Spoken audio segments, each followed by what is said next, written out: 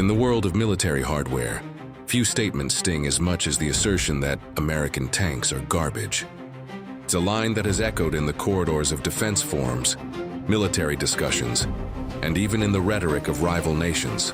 The claim may seem outrageous, even laughable, especially when we think of the technological dominance America has wielded throughout the 20th and 21st centuries.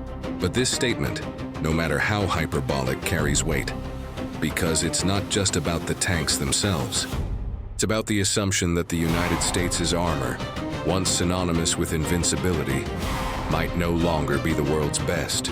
The harsh criticism primarily targets the American M60 Patton, M1 Abrams, and their predecessors, all of which were once considered among the most powerful tanks in the world.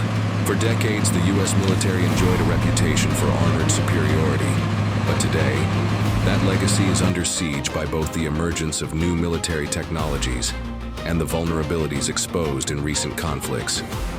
Let's break this down. First, the M60 Patton, while a legendary tank in its own right, was essentially a stopgap, designed during the Cold War to counter Soviet armor that was seemingly becoming more advanced by the day. The M60 was a direct descendant of the M48, which was rushed into production during the Korean War to counter the Soviet threat. By the time the M60 was fielded, it was already a reflection of hasty military decisions. The M60 in particular was outdated even by the time it reached its peak, and although it was a reliable workhorse, it was clear from the outset that it could not keep pace with the advancements in Soviet tank designs like the T-64 and T-80.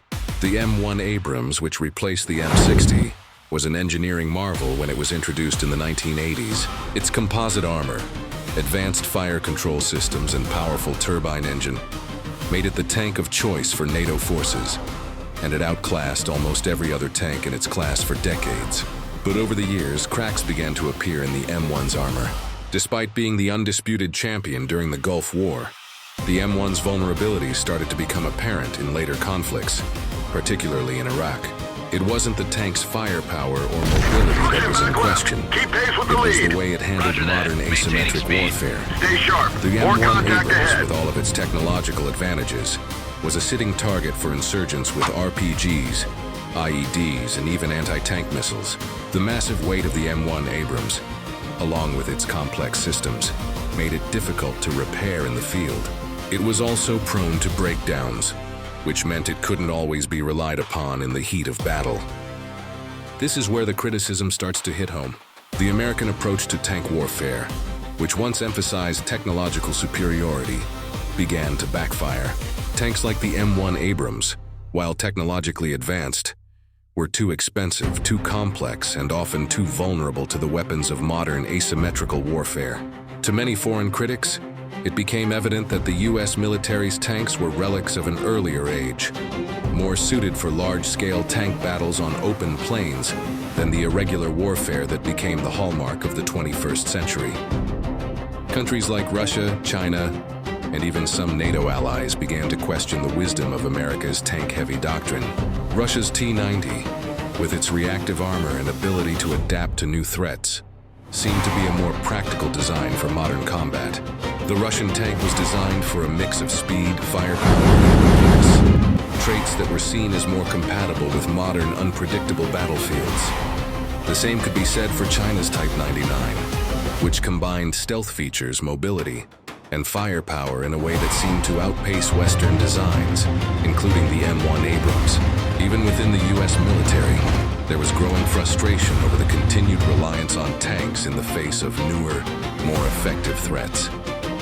The growing use of drones, guided missiles, and anti-tank weaponry led many analysts to question whether tanks like the Abrams were still worth the investment. Increasingly capable of neutralizing America's adversaries have while simultaneously reducing the effectiveness of traditional tank-on-tank combat. In the Middle East, insurgent groups with small arms and improvised explosives successfully targeted U.S. tanks, proving that the real power on the battlefield didn't always come from the latest technology. This reality left the United States scrambling to rethink its strategy for armor and ground warfare. The U.S. military began exploring lighter, more mobile armored vehicles and investing in next-generation technologies such as unmanned ground vehicles and advanced anti-missile systems, to replace or supplement the aging Abrams fleet.